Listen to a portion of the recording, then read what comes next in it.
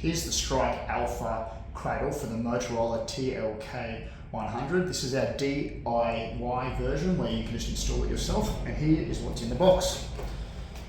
Open up the cradle here.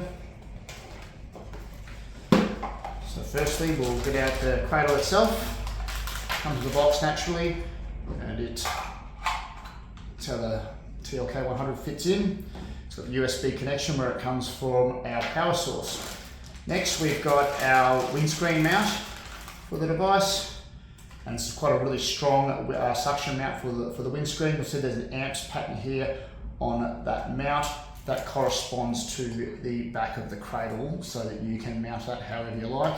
There's metal threads there for extra strength. And lastly, what comes in our DIY version is a cigarette lighter charger. Now, Strike prides itself with having the fastest chargers in the world, and these are really great products to make sure your enterprise grade experience works well. So that's our Strike charger there. Simply go USB into that to charge it, and you're away. And that's what's in our Strike DIY pack for the Motorola TLK100.